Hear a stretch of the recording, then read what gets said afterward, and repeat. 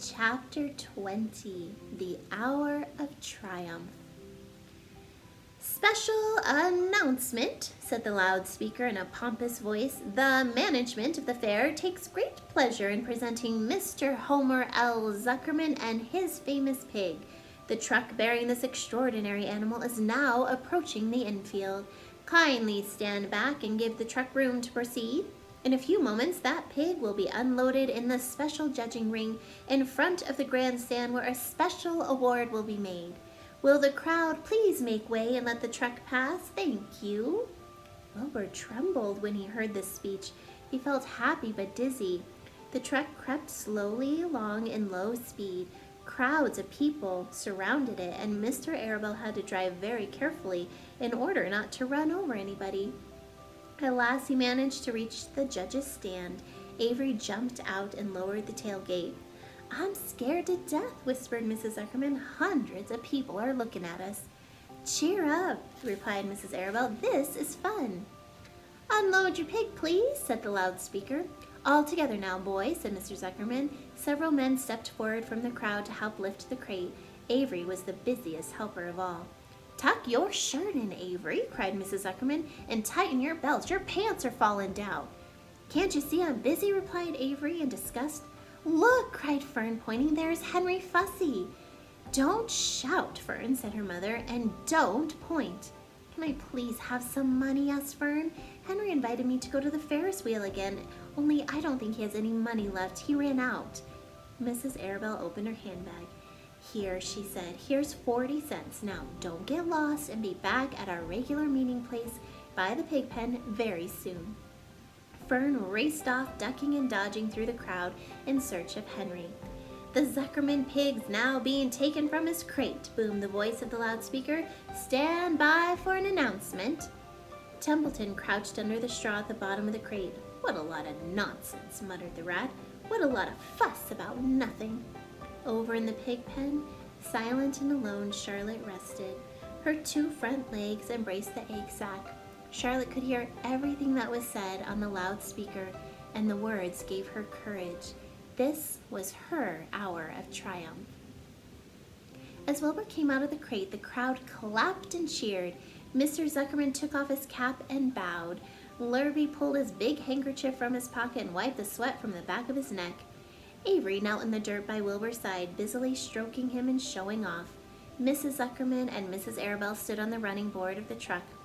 Ladies and gentlemen, said the loudspeaker, we now present Mr. Homer L. Zuckerman's distinguished pig.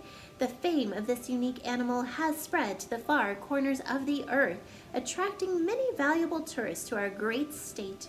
Many of you will recall that never-to-be-forgotten day last summer when the writing appeared mysteriously on the spider's web in Mr. Zuckerman's barn, calling the attention of all and sundry to the fact that this pig was completely out of the ordinary. This miracle has never been fully explained, although learned men have visited the Zuckerman's pig pen to study and observe the phenomenon. In the last analysis, we simply know that we are dealing with supernatural forces here, and we should all feel proud and grateful. In the words of the spider's web, ladies and gentlemen, this is some pig. Wilbur blushed. He stood perfectly still and tried to look his best.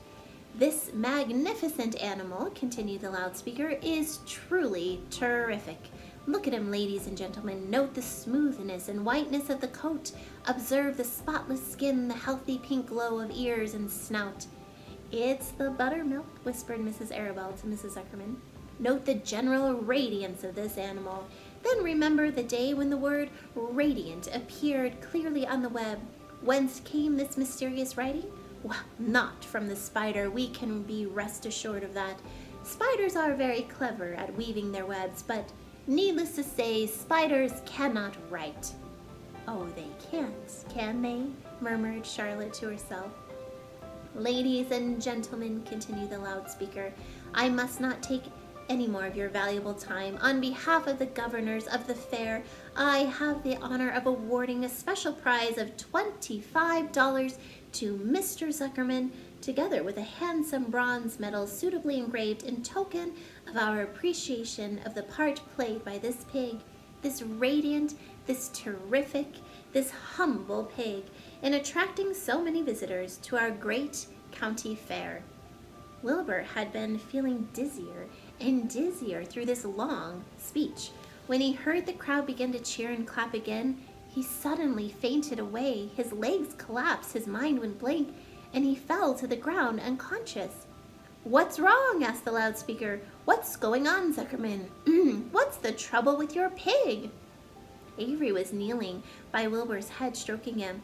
Mr. Zuckerman was dancing about, fanning him with his cap.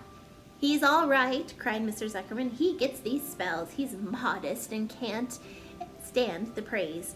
"Well, we can't give a prize to a dead pig," said the loudspeaker. "It's never been done." "He isn't dead," hollered Mr. Zuckerman. "He's fainted. He gets embarrassed easily. Run for some water, Lurvy." Lurvy sprang from the judge's ring and disappeared. Templeton poked his head from the straw. He noticed that the end of Wilbur's tail was within reach. Templeton grinned. "I'll tend to this," he chuckled. He took Wilbur's tail in his mouth and bit it just as hard as he could bite. The pain revived Wilbur, and in a flash he was back on his feet. "Ouch!" he screamed. "Hooray!" yelled the crowd. "He's up! The pig's up!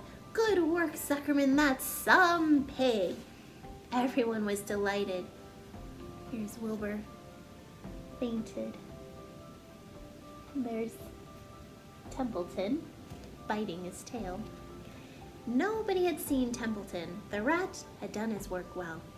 And now one of the judges climbed into the ring with the prizes. He handed Mr. Zuckerman 2 $10 bills and a $5 bill. Then he tied the medal around Wilbur's neck. Then he shook hands with Mr. Zuckerman while Wilbur blushed. Avery put out his hand and the judge shook hands with him too. The crowd cheered and a photographer took Wilbur's picture. A great feeling of happiness swept over the Zuckermans and the Arabelles. This was the greatest moment in Mr. Zuckerman's life. It is deeply satisfying to win a prize in front of a lot of people.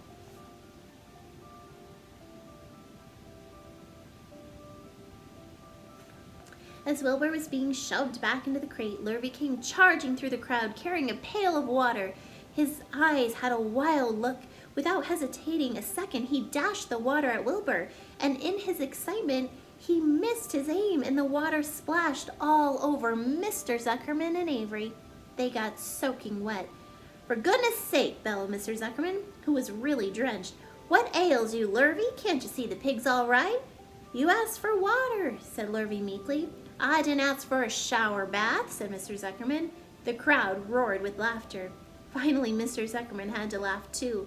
And of course, Avery was tickled to find himself so wet that he immediately started to act like a clown. He pretended he was taking a shower bath, and he made faces and danced around and rubbed imaginary soap under his armpits. Then he dried himself with an imaginary towel. "Avery, stop it!" cried his mother. "Stop showing off." But the crowd loved it. Avery heard nothing but the applause. He liked being a clown in a ring with everybody watching in front of the grandstand. When he discovered there was still a little water left in the bottom of the pail, he raised the pail high in the air and dumped the water on himself and made faces. The children in the grandstand screamed with appreciation. At last, things calmed down. Wilbur was loaded into the truck. Avery was led from the ring by his mother and placed on the seat of the truck to dry off. The truck, driven by Mr. Arabelle, crawled slowly back to the pig pen. Avery's wet trousers made a big wet spot on the seat.